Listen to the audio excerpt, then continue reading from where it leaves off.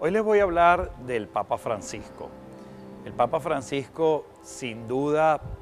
se ha convertido en los últimos tiempos en un gran personaje, no solamente de la Iglesia Católica, por ser el número 266 sucesor de San Pedro, sino además por su manera de ser, de vivir y sobre todo de dirigir la Iglesia Católica. Hoy los invito a un programa a conocer la figura humana de ese gran Papa que dirige nuestra querida Iglesia Católica. Ese Papa que es capaz de escuchar incluso las críticas, que es capaz de poner su mirada en los más débiles y en los más pobres, y que con profunda humildad, con una gran resistencia, se ha convertido en el pionero de todo un proceso de transformación dentro y fuera de la Iglesia. Bienvenidos a su programa De la mano con la Iglesia, en esta oportunidad para conocer, para seguir y sobre todo para amar a nuestro querido Papa, el Papa Francisco.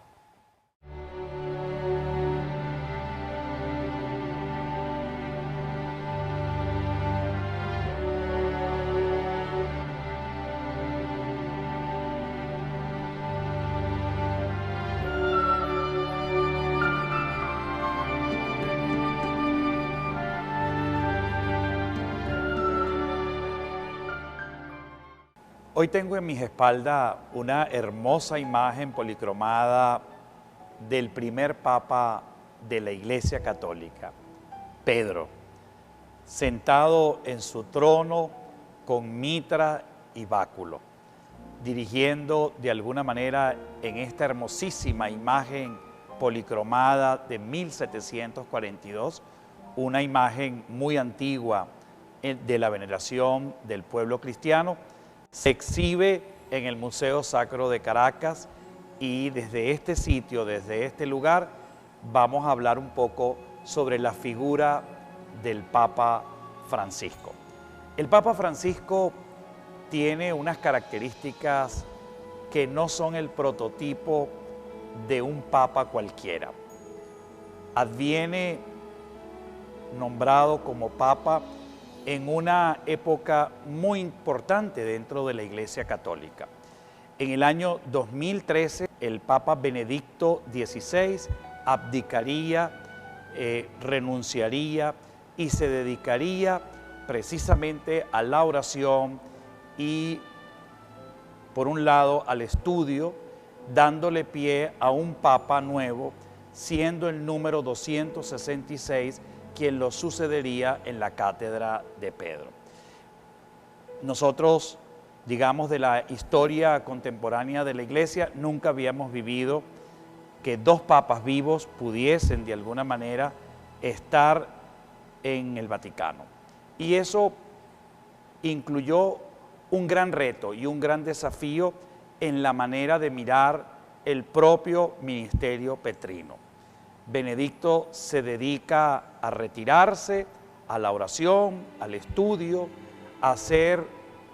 en su vida contemplativa y en su vida de oración, a darle paso a quien sería el Papa venido de tierras lejanas. Francisco empieza entonces un pontificado con grandes retos, un pontificado con grandes desafíos. Jorge Mario Bergoglio, arzobispo de Buenos Aires, quien en la anterior elección del sucesor de Pedro, cuando muere el Papa Juan Pablo II, habría sido uno de los cardenales más votados para ser el sucesor del Papa Juan Pablo II, hoy santo. Pero él decide, dentro de las confidencias que algunos cardenales nos narran, en el momento en que se reúne el cónclave para elegir el sucesor de Pedro, pues él trata de hacer favorable sus votos para que Benedicto XVI, el cardenal Joseph Ratzinger, asumiera la sucesión en el ministerio petrino. Sería años más tarde, en el año 2013, cuando definitivamente, aclamado por el grupo de cardenales, viene siendo nombrado sucesor de San Pedro. De Jorge Mario Bergoglio podemos decir muchas cosas. Proviene de una familia, hijo de inmigrante, argentino de nacimiento, pero sobre todo ingresa a la Compañía de Jesús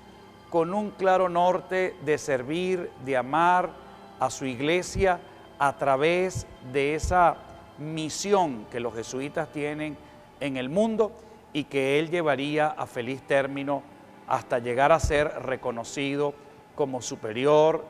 de los jesuitas en la Argentina, seguidamente obispo auxiliar de Buenos Aires y para culminar siendo el arzobispo de dicha ciudad.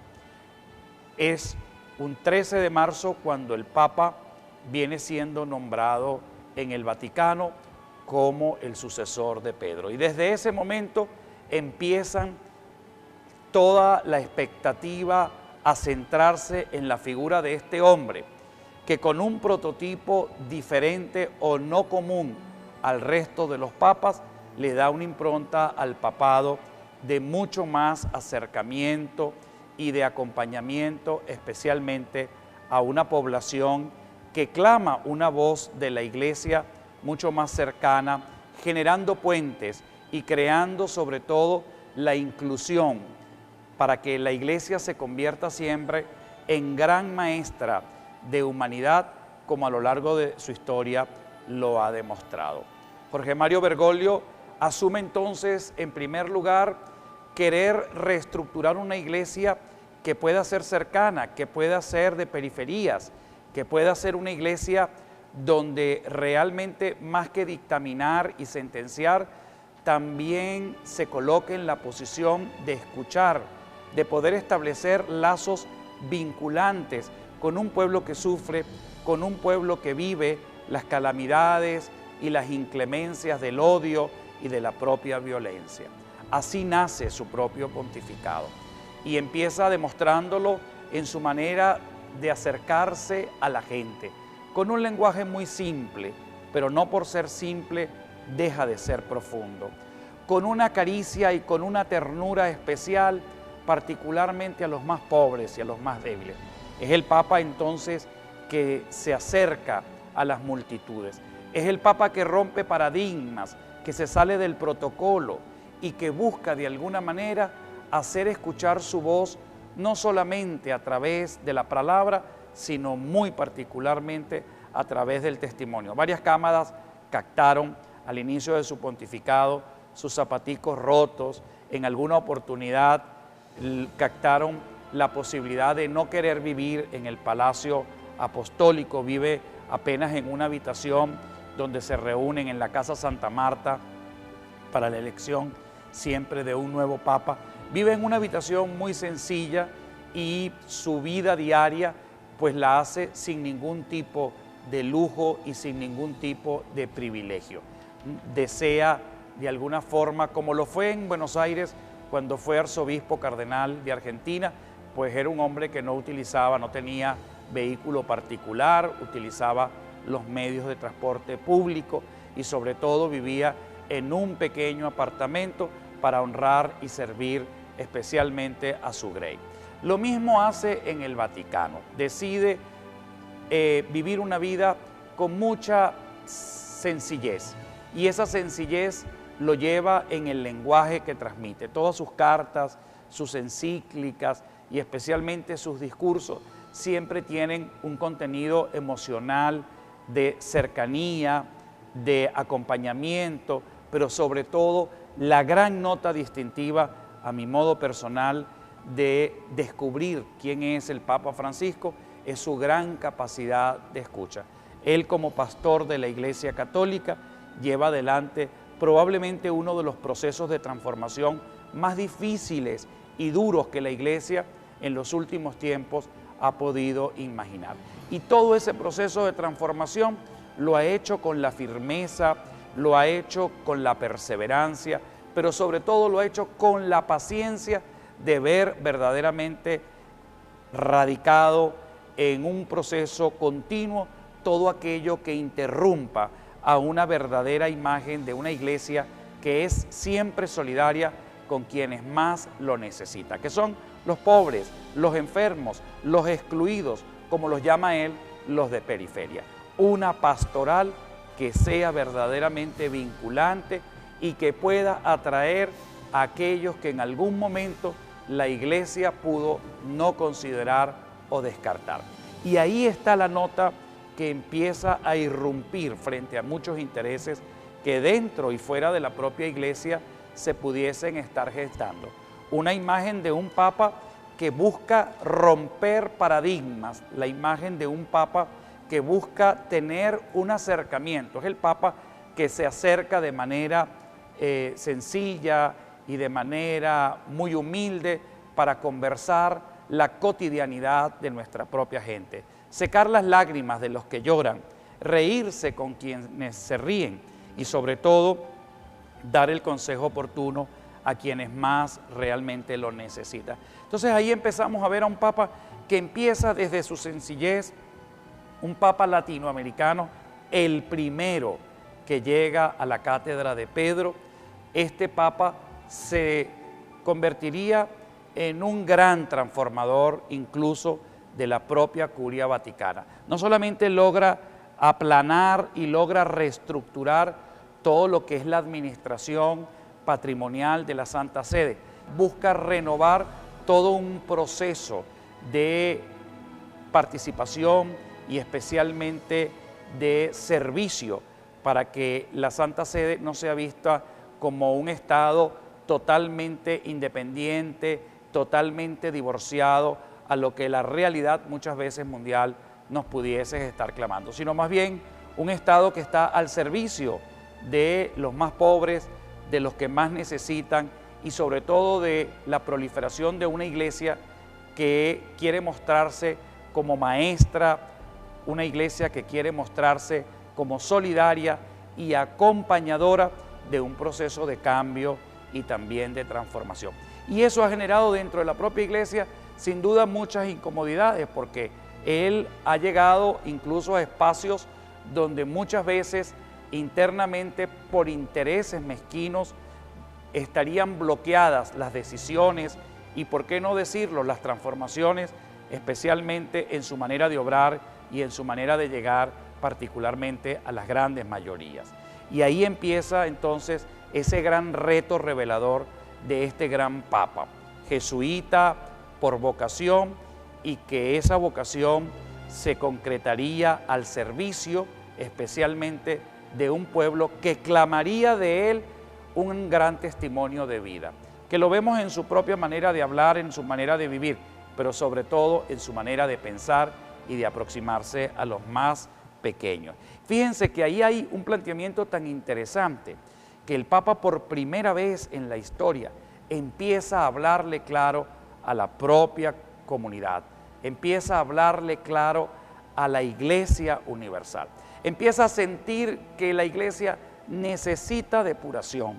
que la Iglesia necesita transparentar el verdadero rostro de Cristo, muchas veces enfangado, muchas veces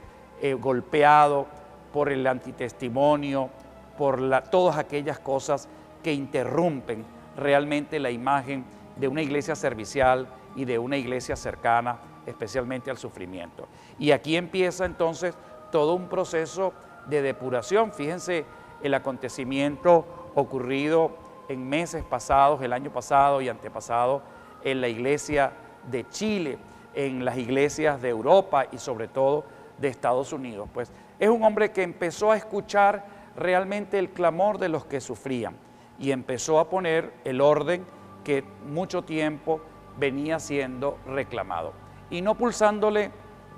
de alguna forma la pluma para poder expulsar a cuanto sacerdote, obispo y también cardenal pudiesen estar trabajando al margen de la dignidad que conlleva precisamente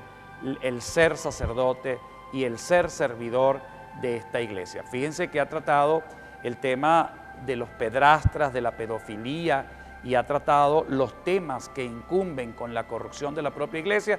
con una perfecta sintonía y con un gran aplomo y con un gran equilibrio tratando en primer lugar de defender al más pobre y al más débil. En primer lugar, a todos aquellos que fueron afectados por estos abusos que fueron cometidos en nombre de la Iglesia y en nombre de Dios, y que terriblemente le generaron un gran daño a un gran número de hombres y de mujeres que se habrían sometido a su propia voluntad. Por otro lado, el Papa también busca trascender las propias fronteras del propio catolicismo, y es un hombre que tiene, digamos, la posibilidad de establecer diálogos, incluso con religiones que no son cristianas, y que permite verdaderamente buscar puntos de encuentro para poder realmente transformar y elevar la propia dignidad humana. Recientemente vimos a un papa que fue capaz de visitar un país islámico cuando estuvo en los Emiratos Árabes y tuvo una gran concentración en Abu Dhabi, donde nunca ninguno de nosotros podía imaginar que la inmensa mayoría de los que fueron convocados a esa Eucaristía no eran católicos. Más de 700.000 personas fueron convocadas. La necesidad del diálogo interreligioso, además del ecumenismo, que sus predecesores de una manera gigante vinieron trabajando y que el Papa Francisco hoy completa con su ministerio petrino. Nosotros hoy tenemos un gran reto, un reto revelador inmenso. Generalmente a los curas muchas veces se nos ven como los celebradores únicamente de sacramentos. Y es cierto, el sacerdote tiene esencialmente como misión vivir sacramentalmente la experiencia de transmitir la gracia que Dios nos da. Y lo hacemos a través de los propios sacramentos que dignifican y elevan la condición humana. Pero no solamente estamos llamados a ser los curas de sacristías, los curas que realmente consagramos nuestra vida única y exclusivamente en el altar cuando celebramos al Señor vivo y resucitado, sino muy especialmente cuando damos testimonio de esa fe, cuando nos dirigimos realmente a las minorías, cuando alentamos con nuestras manos, con nuestras palabras, con nuestro ejemplo, el signo de la esperanza, cuando somos capaces en su nombre de perdonar, de alentar a aquel que se siente desanimado, que somos capaces verdaderamente de vivir que nuestra gran misión se consagra en el servicio. Y ahí está la grandeza, creo, de este pontificado del Papa Francisco, que además realmente cuando miro la vida y la obra del Papa Francisco, la miro casi que con un gran dolor y una gran tristeza, como muchas veces nos hemos dirigido a nuestro querido Papa con palabras que realmente no honran su dignidad y sobre todo su gran misión en la Iglesia, porque no lo conocen. La inmensa mayoría de los católicos y no católicos que muchas veces hablan del Papa no lo conocen, no conocen sus enseñanzas, no conocen sus palabras. En alguna oportunidad pudiésemos decir que la inmensa mayoría de los que lo adversan jamás han leído un libro o un texto completo de lo que él ha tratado de transmitir. Su organización de alguna forma se manifiesta con un carácter de colegialidad.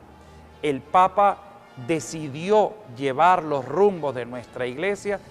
de manera colegiada, sin perder su autoridad y sin perder la originalidad de su ministerio petrino, pero siempre apalancando y confiando en los obispos del mundo, que son sus más íntimos y cercanos colaboradores. El perfil del nuevo obispo, el perfil del cardenal que se ha prefigurado en el pontificado del Papa Francisco, tiene mucho que ver con el servicio, más que con el honor o el privilegio de asumir una determinada responsabilidad. Fíjense que hay diócesis en el mundo que tienen una gran relevancia y que históricamente siempre fueron sedes cardenalicias y hoy no lo son. Como otras iglesias locales que en algunas diócesis que no tenían el significado y probablemente la importancia de una diócesis que pudiese tener la dignidad de un obispo que hubiese sido cardenal, hoy existe en esta